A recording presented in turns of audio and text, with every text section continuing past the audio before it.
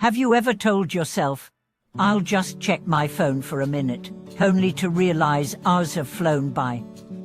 Have you ever vowed to meditate or pray but ended up scrolling through endless videos, memes, and news?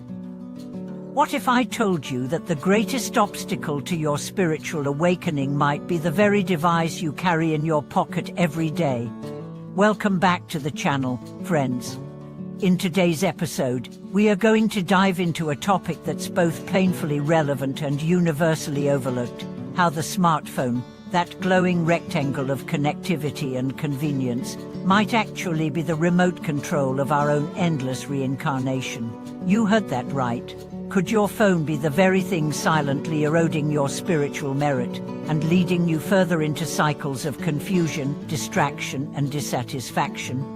You might think of your phone as a tool, a means to communicate, learn, and stay informed. But tools have the power to shape the hands that wield them. And when a tool becomes so deeply embedded in our daily behavior that we no longer notice its pull, we've moved from use to servitude. Today, we are going to explore how this tool has evolved into a trap and what we can do to regain our freedom, both mentally and spiritually. Let's begin by considering something deceptively simple. Where is your attention right now? Is it entirely here, with these words? Or is part of your mind wandering to notifications you might have missed, messages you might need to check, or apps quietly running in the background of your thoughts? Because the truth is this: where your attention goes, your energy follows. And in spiritual terms, where your energy flows, your karma accrues. When our minds are scattered, unfocused, reactive, and driven by external stimuli, we are no longer the drivers of our destiny. We are passengers, often anxious, often unfulfilled, being taken on a ride we didn't choose and don't know how to stop. In traditional Buddhist understanding, spiritual practice relies on the purification of three karmic actions: body, speech, and mind. But in the modern world, the smartphone has become a subtle and pervasive extension of all three. Think about it: through a screen, your body is passive, your speech is replaced by endless taps and texts, and your mind is relentlessly bombarded by fragments of ideas, images, and emotions. You are no longer sitting in stillness. You are being stirred moment by moment, scroll by scroll. A single scroll on social media can take you from joy to envy, from laughter to anger, from compassion to numbness, all in under 60 seconds. That kind of emotional volatility is not just exhausting, it's spiritually corrosive. It chips away at our ability to hold presence, to practice patience, and to cultivate the still awareness that underpins all meditative clarity. And it doesn't stop there.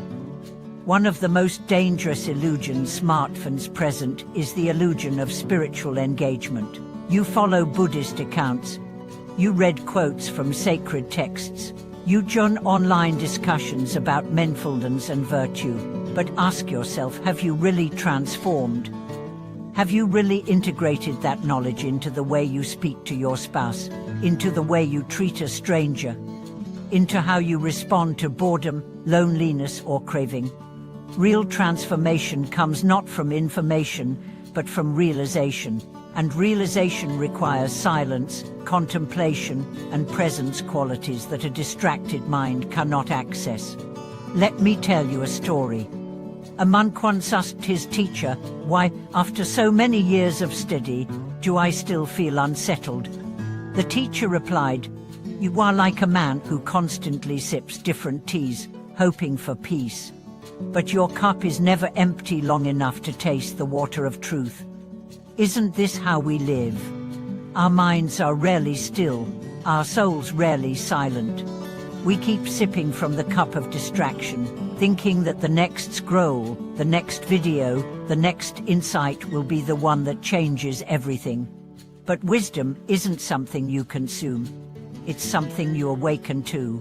And awakening only happens in the space between thoughts, in the breath between desires. Another monk once said, The greatest demon facing modern practitioners isn't a god of illusion, it's the smartphone in their hands. And everyone in the room was silent, because everyone knew it was true. The phone has become the perfect trap, beautiful, useful, convenient, and completely addictive. So how much merit do you lose each day to your phone? Let's be honest. If you spend 3 hours a day scrolling, those are 3 hours not spent meditating, not spent chanting, not spent helping others, not spent in stillness or service. Those are 3 hours paid with your past life blessings. You don't see the cost, but your karmic account is being debited. And perhaps even worse is the false sense of progress. Watching a video about enlightenment is not the same as walking the path. Reading quotes from the Dhammapada is not the same as understanding your mind. Tuning a digital sangha is not the same as practicing compassion in your home. This is what's known in Buddhist texts as superficial cultivation. It looks like practice, but it lacks depth. You might be impressed by how much you've watched or read, but your reactions to stress, to conflict, to craving remain unchanged. That's the real measure of growth. If this resonates with you, you're not alone. The trap is widespread, but the good news is that awareness is the beginning of liberation. Once you see the prison, you can begin to build the key. One powerful step is to redefine your phone as a tool for practice, not entertainment. Instead of filling every quiet moment with noise, use those moments for breath. Replace endless scrolling with single-pointed chanting. Before you open your phone in the morning, take 3 breaths and ask, am I reaching for distraction or for clarity? Create rituals. Establish phone-free zones, perhaps during meals or in your bedroom, or for 1 full day each week. Reclaim your attention. Reclaim your time. Reclaim your inner space. Remember this, the path to awakening isn't about fighting the world. It's about mastering your response to it. And in this age of digital temptation, your greatest power lies not in withdrawal, but in discernment. Imagine a life where your attention is yours again, where you're not yanked by every ping and every trend, where your mornings begin with gratitude, not notifications, where your mind becomes the peaceful lake in which wisdom reflects, not the storm-tossed ocean where peace is lost. This is possible, not through perfection, but through practice, not through guilt, but through presence. Start where you are, with what you have, and walk slowly, gently, back to yourself.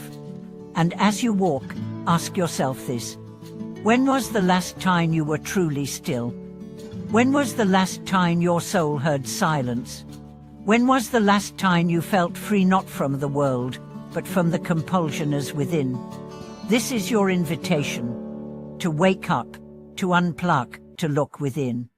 Because your soul is not a status update. Your worth is not your Wi-Fi speed, and your enlightenment cannot be downloaded, it must be lived. Thanks for watching this video. If this message spoke to you, share your story in the comments. Have you struggled with phone addiction in your spiritual journey? What practices have helped you? Let's grow together, one mindful moment at a time. Don't forget to subscribe, like, and tap the bell for more reflections and stories that help you live with deeper clarity and higher purpose.